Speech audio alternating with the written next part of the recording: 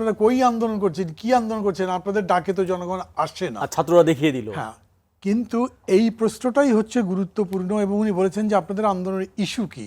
খেয়াল করতে হবে যে গভর্নমেন্ট আছে এটা কোনো বৈধ গভর্নমেন্ট না, এটা কোনো ইলেক্টেড গভর্নমেন্ট না, কোনো ইলেকশন হয়নি, একটা ভোটের ডাকাতি হয়েছে। তো ইস্যু কেন থাকবে না? ইস্যু তো আমি প্রথম ইস্যু মনে করি যে একটা ফেয়ার ভোট হোক। এই ভোট এখানে তো নির্বাচিত এমপি আছেন। এরকম কি ওনাকে অবৈধ সামনে- অবৈধ?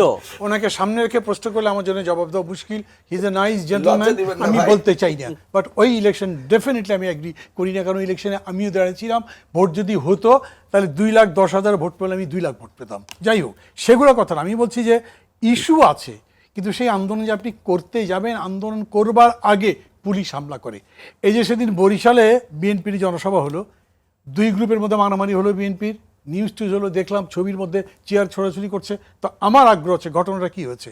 আমি সাংবাদিকদের সাথে কথা বললাম, আমার সংগঠনের শাখা আছে তাদের সাথে কথা বললাম।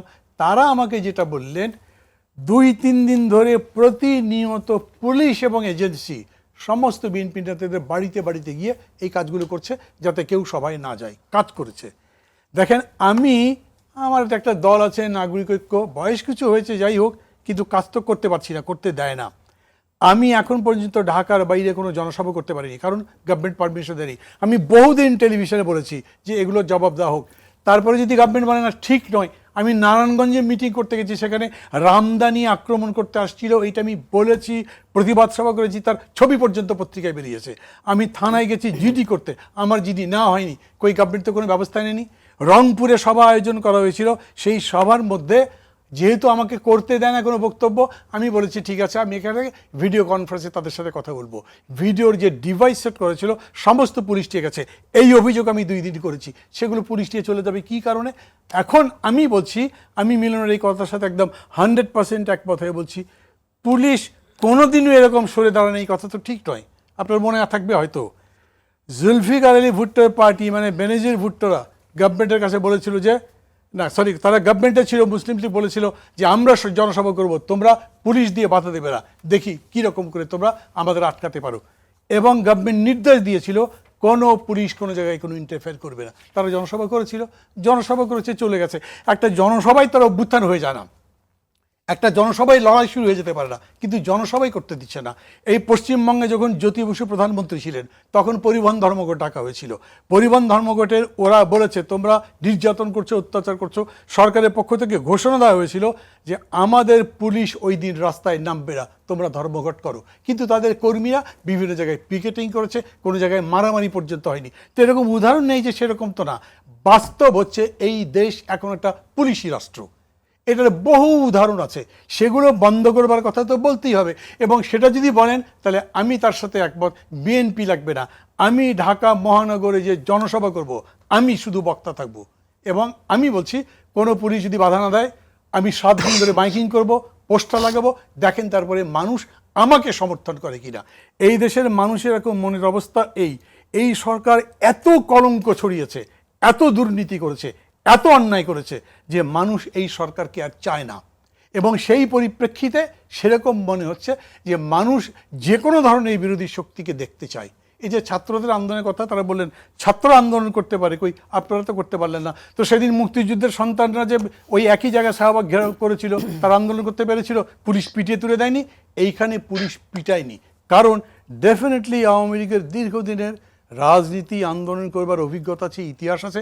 তারা জানে যে তোমারে বধি বেজে গোকুলে বাড়িয়েছে, আস্তে আস্তে ছাত্ররা পথের মধ্যে যদি নামে, তারা হল ভেঙে তালা ভেঙে ভেতরে ঢুকছে, এরা যদি রাজপথে এসে যায়, অতএব এখন থেকেই কন্ট্রোল করো, বাই স্টিক অ্যান্ড ক্যারট। 2 রকমই করবে, ভালোবাসাও দেখাবে, ভয়ও দেখাবে। এই জন্য প্রথম ওদেরকে পিটিয়েছে মুক্তিযোদ্ধার সন্তানরা যখন গেছে, আর এদেরকে বলেছে তোমাদের দাবি মেনে নিলাম, তোমরা ঘরে চলে যাও। কিন্তু জাহাঙ্গীরনগর ইউনিভার্সিটিতে থাকতে দেয়নি। এবং আমরা যখন এখানে বসেছিলাম আপনাদের রেস্ট রুমে, তখন টিভির নিউজটা আমি দেখালাম, সমস্ত ছাত্রদের বের করে বিশ্ববিদ্যালয় কর্তৃপক্ষ তালা লাগিয়ে দিয়েছে। বিশ্ববিদ্যালয় কর্তৃপক্ষ কি দারোয়ান নাকি? হলের গেটে তালা লাগাতে যায় যে, তারা হলের গেটে তালা লাগাবে কেন? হলের গেট খোলা থাকবে। হলের গেট ঢাকা ইউনিভার্সিটি কি তালা লাগানো থাকে? আমি তো জীবনে দেখিনি। আমি ঢাকা ইউনিভার্সিটির রাজনীতিতে বহুদিন যুক্ত ছিলাম, 2বার ডাকসু ভিপে ছিলাম। কোনো ইউনিভার্সিটির কোনো হল, মিলন তো ডাকসুর অ্যাথলেটিক্স সেক্রেটারি ছিল, হলের ভিপি ছিল, সে বলুক, এখানে যারা যাচ্ছে তারা বলুক, ইউনিভার্সিটির হলে কোনো দিন গেটে তালা লাগানো হয়েছে, ঢুকতে পারেনি। কোনো সময় হয়েছে নাকি? সেটা হয়নি। এই দেশ, এই সরকার এরকম একটা অবস্থা করেছে যে বিশ্ববিদ্যালয়ের একটা ক্যান্টনমেন্ট বাড়াচ্ছে, নাহলে পুলিশের হেডকোয়ার্টার বাড়াচ্ছে, কোনো মানুষ যাতে সেখানে ঢুকতে না পারে তার সমস্ত রকম ব্যবস্থা করছে, এবং ছাত্রদেরকে রীতিমতো আন্দোলন ধ্বংস করে দেওয়ার জন্য তাদের ছাত্রলীগের গুন্ডা বাহিনী নামিয়েছে। এবং তার ঘটনা আমরা অতীতে দেখেছি।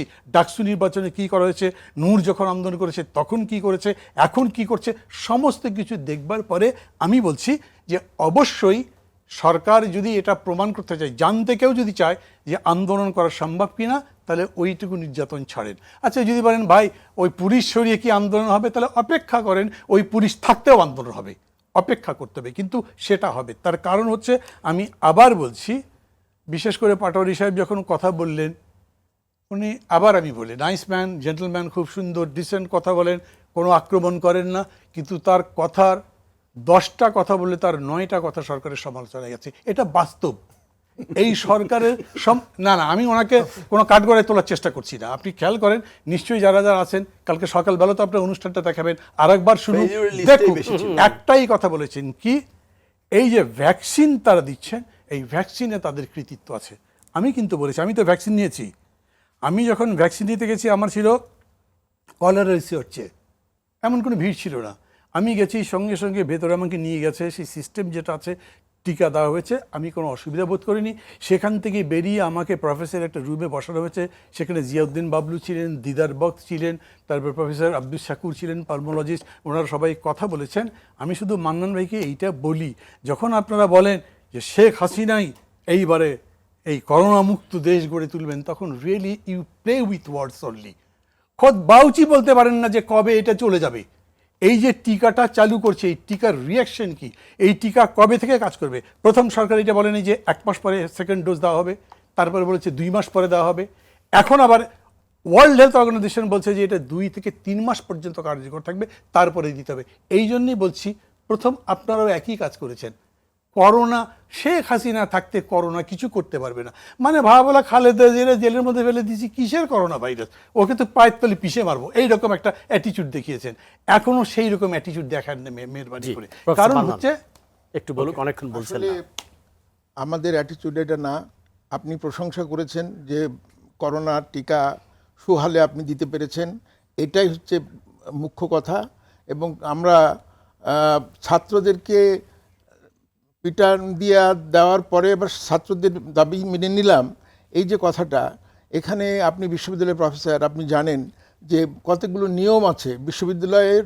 যেহেতু গভর্নমেন্টের ডিরেকশন যাই থাক, বিশ্ববিদ্যালয়কে হিসাব দিতে হবে, এবং সেটা হিসাব দিবে রাষ্ট্রপতির কাছে, প্রধানমন্ত্রীর কাছে না। কারণ রাষ্ট্রপতি হচ্ছে আচার্য, ভাইস চ্যান্সেলর, চ্যান্সেলর আচার্য, উনি দেবেন উত্তর। আর আমাদের মিলন ভাই সঙ্গে আমি প্রথম বসেছি, উনি খুব উত্তেজিত হয়ে গেছেন। অস্ত্র জিয়া সাপ্লাই দেয়নি, জিয়া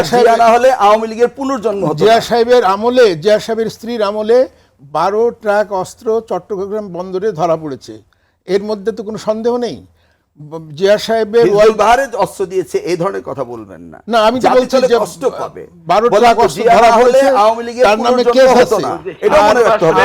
আর পুলিশ দিয়ে তাদের সেই মঞ্চ দিয়ে তারাই এসে পরবর্তীকালে এই ছাত্র দল গঠন করেছে, এবং পুরোপুরি আমরা তো ক্যাম্পাসে ছিলাম। রাইটলি বলেছেন, হিজবুল বাতে এসে দ্বিগুণ উৎসাহে ছাত্র দল করেছে। হ্যাঁ, তখন কিন্তু ছাত্রলীগ হলে ছিল, আজকে কিন্তু ছাত্র দল হলে নেই, সব বের করে দেওয়া হয়েছে বক্তৃতায় যে না আমাদেরও না। আপনি ঠিকই বলেছেন, এখন কিন্তু ছাত্রলীগে একজনও নাই। আপনি জানেন প্রেসিডেন্ট জিয়া রহমান কিন্তু আওয়ামী লীগকে আবার পুনরায় রাজনীতি করার এই সুবর্ণ সুযোগ তিনিই দিয়েছিলেন। এই জন্য একটা ধন্যবাদও আপনার দেওয়া উচিত। দেওয়া উচিত। বঙ্গবন্ধু হত্যার সাথে জড়িত ছিলেন, সেটা যদি বিচারে প্রমাণ করতে, শুনেন, এই যে কথাগুলো, বঙ্গবন্ধু বিচার হয়েছে, মাননীয় অধ্যাপক, বঙ্গবন্ধু বিচার হয়েছে, তো হত্যার বিচার হয়েছে। কোন ডকুমেন্টস আপনি পড়েছেন যে জিয়া রহমান জড়িত ছিল? অ্যালোপ্যাথি তর্ক আমাদের দ্বারা মাজায় না। আমিও একজন সুশিক্ষিত, আপনি একজন সুশিক্ষিত। না, না, কে বল কোথায়? কোন ডকুমেন্টসে লেখা ছিল না? আছে এটা যে কে বলেছে? জিয়া রহমানের যে যে যারা খুনিদের আপনি যে আদালতের প্রত্যেক স্টেটমেন্ট পড়েছেন, কোথায় লেখা ছিল? তাহলে আপনি বিচার করলেন না কেন? তাহলে আপনি বিচারটা করলেন না কেন? করে ফেলতেন। যেখানে অবশ্যই বিচার হবে, অবশ্যই। বাংলাদেশের মৃত ব্যক্তির বিচার হয় না, আপনি বোধহয় সেটা জানেন, জানা উচিত। না জানলে আমি আইনের ছাত্র, আমার কাছে শুনেন, মৃত ব্যক্তির বিচার হয় না, এবং সেই কারণে যে পুস্তকের বিচার করা যায় না। এটা তো হয়েছে, অবস্থা তো মৃত। সেই বিচার শুনেন। আমরাও তো বলতে পারি জিয়া রহমানের হত্যাকাণ্ডের সাথে যারা ছিল তারা বেনিফিশিয়ারি, তারা তো আপনাদেরই সঙ্গী হয়ে এখন মহান জাতীয় সংসদে রয়েছে। 288 আটক দিয়েছেন। আপনারা তো শোনেন, জিয়া রহমান তো ইনডেমনিটি অ্যাক্ট এবং ৫ম সংশোধনীর ভিতরে অন্তর্ভুক্ত করে বিচারের দ্বারকে রুদ্ধ করেছিলেন। আপনারা তো জিয়া রহমান হত্যার পর তো বিএনপি ক্ষমতায়, তারা বিচার করলো না কেন? পরে 91 তে ক্ষমতা আসলো, করলো না কেন? কেন জিয়া রহমানের হত্যা কি কোনো বন্ধ হয়েছে? তার বিচার কি কোনো আইন করে বন্ধ করা হয়েছে? এত যদি হয়ে থাকে তো পালিয়ে গেলেন কেন? পালিয়ে না গিয়ে বিচার করতেন। বিচার করে আপনারা আইন করে পৃথিবীর সভ্যতার কোথায় আছে? আইন করে হত্যা বঙ্গবন্ধু তো দেশের নাগরিক। এমন কোন মিথ্যাচার ছিল না যে বঙ্গবন্ধু হত্যা করেন নাই, রাষ্ট্রযন্ত্র ব্যবহার করে জিয়া রহমান করেন নাই? আপনি জিয়া রহমান নিয়ে কথা বলেন।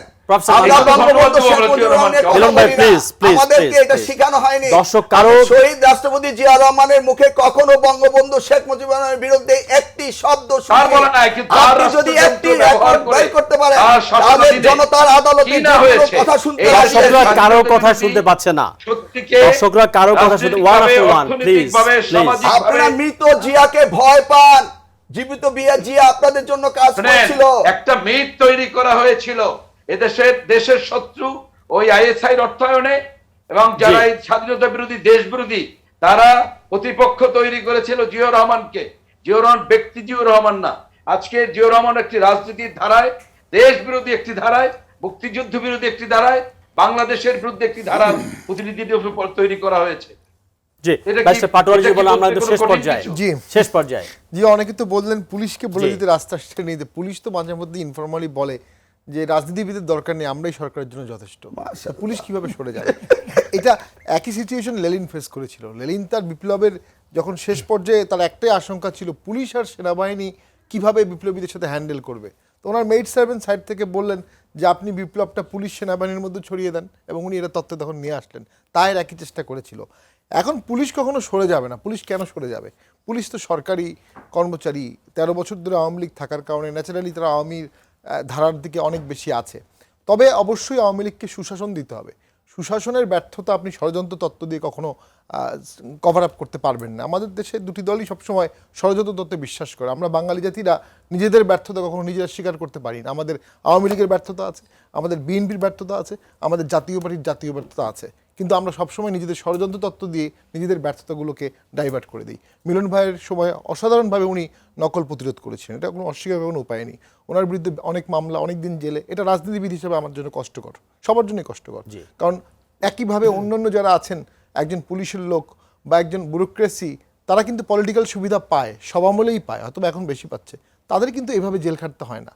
তারা কিন্তু একজন আরেকজনের বিরুদ্ধে কখনো কাদা ছড়াছড়ি করেন না।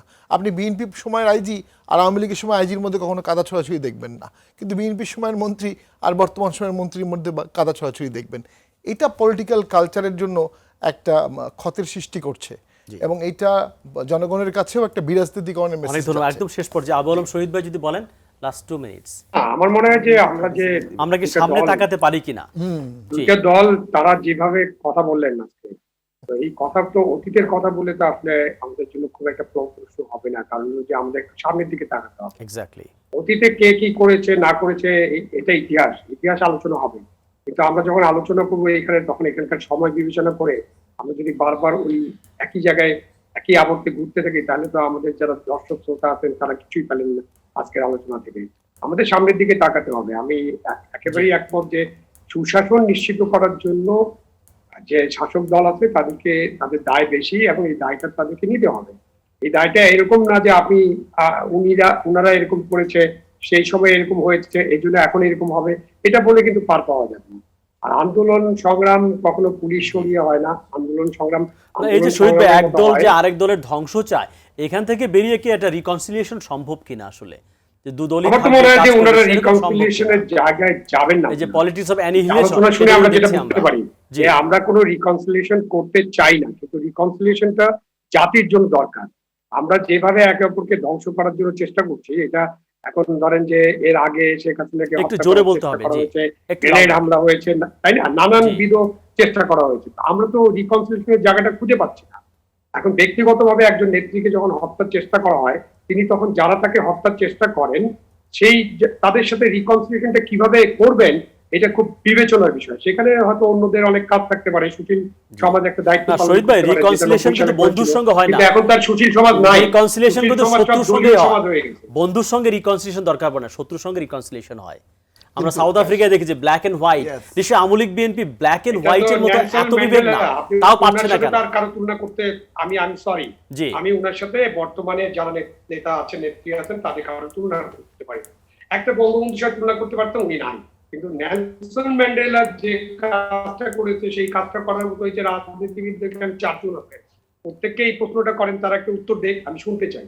অনেক আমি ধন্যবাদ। খুঁজে পাই না নেলসন ম্যান্ডেলার মতো আপনি একজন খুব নেতা বেশি সমঝোতার ইঙ্গিত পাচ্ছেন না, করতে পারে। প্রফেসর মান্নান, তারা এটা কি উত্তর সম্ভব কিনা? কি সম্ভব এই যে এক দল আরেক দলের ধ্বংসের উপর যে দাঁড়াতে চায়, একজন আরেকজন অস্তিত্ব মেনে নিয়ে কি পলিটিক্স করা সম্ভব কিনা, নাকি একদম শেষ করেই আমাকে দাঁড়াতে হবে? এটা তো বিএনপি তো করলো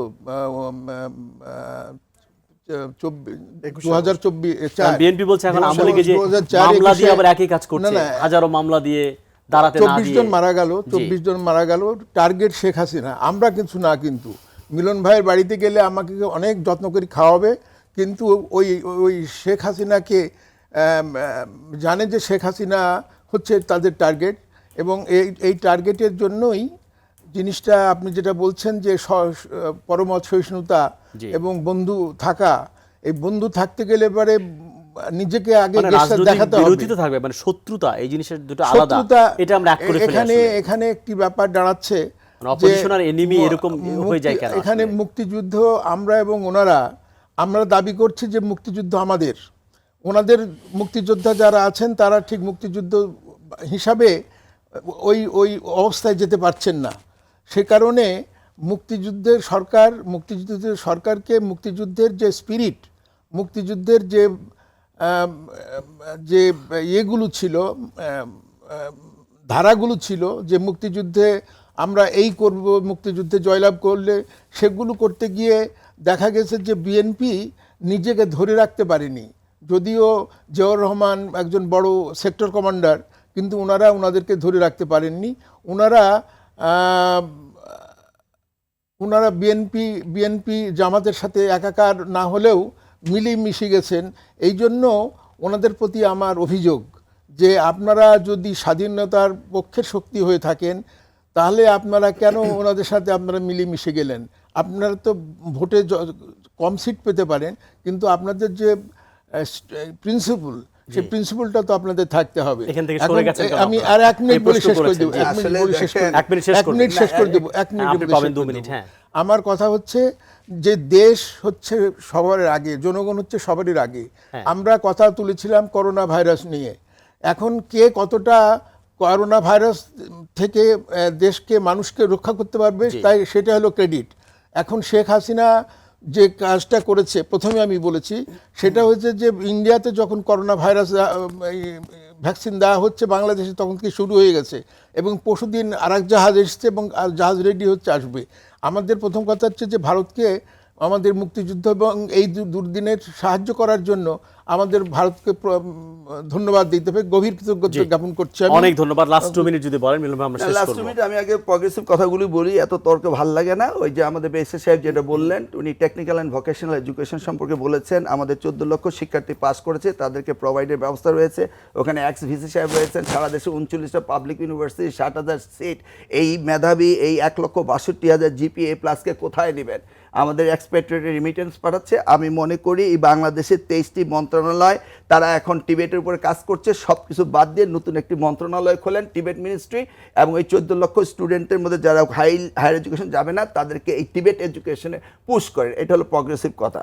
আর আপনার উত্তর যদি আমাকে দিতে হয়, এই যে এখানে একটা কাগজ নিয়ে আসছি, এখানে লেখা আছে, এটা হলো মানডে সেপ্টেম্বর 20, 1971, কি লেখা আছে? ইত্তেফাকে লেখা আছে আওয়ামী লীগের বেশিরভাগ নেতাই মুক্তিযুদ্ধের বিপক্ষে ছিলেন। পড়ে দেখেন উইথ ডকুমেন্টস কে ছিলেন। হ্যাঁ, দরকার নাই তাহলে বলতে এই যে মুক্তিযুদ্ধ, এখন ওই যে আমাদের প্রিয় বন্ধু আলাল সাহেব একটা কথা বলে, স্টেডিয়ামে খেলা দেখতে গেলে আবাহনী আমাদের সমর্থকরা হাততালি দেয়, মাঠে খেলোয়াড়রা খেলে। বিএনপি ছিল মুক্তিযুদ্ধের খেলোয়াড়, মাঠে খেলেছে আর মঞ্চে বসে বসে হাততালি দিয়েছে। তো আমি কখনো আমার জীবনে আমি শুনিনি এই বঙ্গবন্ধু শেখ মুজিবুর রহমানকে নিয়ে আমরা কোনো কথা বলি না। টকশোতে আসলেই যে কোনো লোকেই এই ঘটনাটা ঘটিয়ে দেন। বঙ্গবন্ধু শেখ মুজিবুর রহমানের সমকক্ষ শহীদ জিয়া হয়নি, আর আমরা কোনো শহীদ জিয়ার মুখে শুনিনি। আমরা ওনার সাথেই রাজনীতি করেছি যে বঙ্গবন্ধু শেখ মুজিবুর রহমানের কথা বলেছে।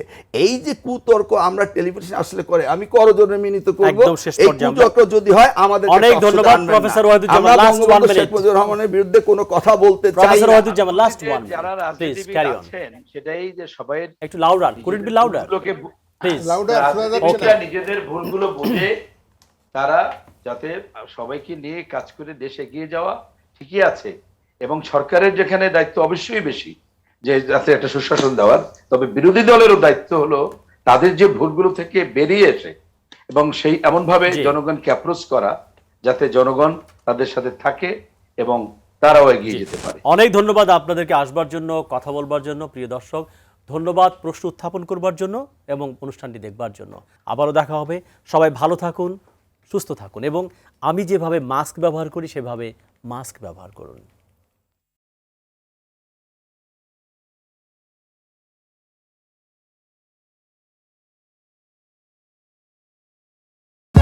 For more updates, subscribe and press the bell icon on YouTube app and never miss another update.